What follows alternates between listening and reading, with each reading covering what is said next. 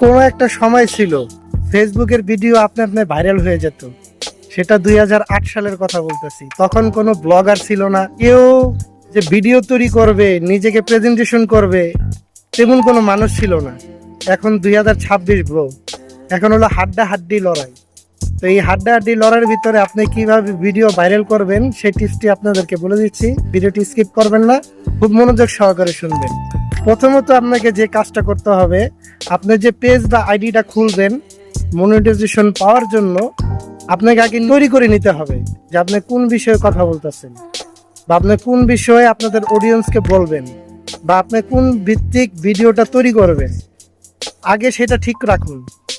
আপনি মনে করেন যে ভিডিও তৈরি করতেছেন, এক এক সময় এক একটা ভিডিও তৈরি করতেছেন, এভাবে করলে আপনার ভিডিও ভাইরাল হবে না। হ্যাঁ, তবে কিছু একটা সময় আপনার মাঝে মধ্যে দুই একটা টুকটাক ভিন্ন ধরনের ভিডিও তৈরি করতে পারেন, সেক্ষেত্রে কোনো প্রবলেম হবে না। 2026 সালে আপনার ফেসবুকের পিছে না দৌড়াইয়া ফেসবুকে আপনাকে বুঝাইতে হবে যে আপনি একজন কন্টেন্ট ক্রিয়েটর। এইটা যদি আপনি বুঝাইতে পারেন, ফেসবুক আপনার ভিডিও আপনি ভাইরাল করে দেবে। আপনার ভাইরালের পিছনে দৌড়াতে হবে না। আপনি যদি 2026 সালে এসে যদি আপনি ভাইরালের পিছনে দৌড়াইতে থাকেন, তাহলে আপনার ভিডিও কখনো ভাইরাল হবে না। আর হাল ছাড়া যাবে না ভাই, হাল কখনোই ছাড়ে দিবেন না। আপনি নিয়মিত ভিডিও পোস্ট করতে থাকেন, নিয়মিত ভিডিও তৈরি করতে থাকেন, আপনার ভিডিও একটা না একটা সময় ফেসবুক ভাইরাল করে দেবে। তবে এখানে আপনাকে ফেসবুককে আগে ভালোভাবে বুঝতে হবে যে ফেসবুক আসলে কি চায়। 2026 সালে ফেসবুক যেটা চাচ্ছে যে আপনি যে কোনো একটা কন্টেন্ট তৈরি করেন, যে কোনো একটা বিষয় সবসময় যেভাবে কথা বলবেন, সবসময় যে বিষয়ে কথা বলবেন, সেটাকে আগে ফেসবুককে খাওয়ান। ফেসবুক যখন বুঝতে পারবে যে আপনি এই ধরনের কন্টেন্ট ক্রিয়েটর করতেছেন বা এই ধরনের ভিডিও তৈরি করতেছেন, যেমন ধরেন আপনি রান্নাবান্না ভিডিও তৈরি করতেছেন, আপনি রান্নাবান্না ভিডিও তৈরি করতে থাকেন, এর মাঝে রাজনৈতিক কোনো ইস্যু আনবেন না, এর মাঝে কোনো ঘোরাঘুরি ইস্যু আনবেন না। যখন আপনার পেজটা বড় হয়ে যাবে, যখন আপনার আইডিটা বা পেজটা, আমি আবারও বলতেছি, যখন আপনার পেজটা বা আইডিটা অনেক বড় হয়ে যাবে, তখন আপনি ভিন্ন দুই একটা মাঝে মাঝে আপনি অন্য ধরনের ভিডিও পোস্ট করতে পারেন, কোনো সমস্যা নেই।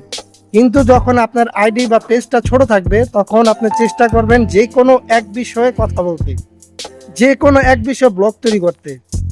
সেটা রান্নাবান্নার হতে পারে, ফানি হতে পারে, বা আমার মতন কন্টেন্ট ক্রিয়েটর হতে পারে। যে কোনো বিষয়ে আপনি লেগে থাকেন ভাই, লেগে থাকলে আপনার ভিডিও কোনো না কোনো সময় ফেসবুক ভাইরাল করে দেবে। আর দ্বিতীয় নাম্বার হচ্ছে, আপনাকে ফেসবুককে বোঝাতে হবে যে আপনি আসলে কীরকম পারফরমেন্স করতে পারেন। যেমন ধরেন, আমি সহজভাবে বুঝাই দিই, আপনি ধরেন কোনো রান্নাবান্নার ভিডিও তৈরি করতেছেন বা কোনো ইলেকট্রিক প্রোডাক্ট নিয়ে আপনি ভিডিও তৈরি করতেছেন, তো এটা সম্পর্কে আপনি আগে ভালোভাবে বুঝতে হবে। আপনি যদি ভালোভাবে না বুঝেন, আপনি যদি ভালোভাবে কথা বলতে না পারেন, আপনি যদি ভালোভাবে ক্যামেরার সামনে দাঁড়াতে না পারেন, তাহলে আপনার ভিডিও কখনো ভাইরাল হবে না, অডিয়েন্সটা দেখবে না। ফেসবুক যে কাজটা করে, আপনার ভিডিওটা আপনি যখন পোস্ট করেন, তখন সে 10 জনের কাছে পাঠায় ভিডিওটা।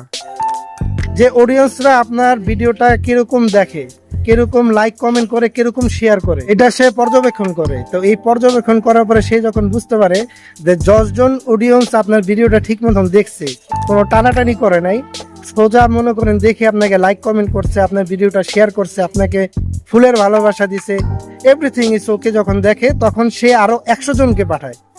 এইভাবে যখন আপনার ভিডিওটা গ্রোথ হতে থাকে, আপনার মিলিয়ন মিলিয়ন, হাজার হাজার, মিলিয়ন মিলিয়ন ভিউজ হতে থাকে। তো আশা করি সবাই বুঝতে পারছেন আপনার ভিডিও ভাইরাল হবে কিভাবে। সেটা পিছে না দৌড়েয়া আপনি আগে ফেসবুককে বুঝান যে আপনি একজন কন্টেন্ট ক্রিয়েটর।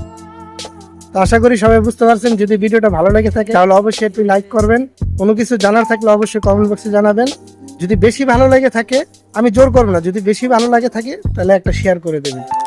আজ এই পর্যন্তই, ধন্যবাদ।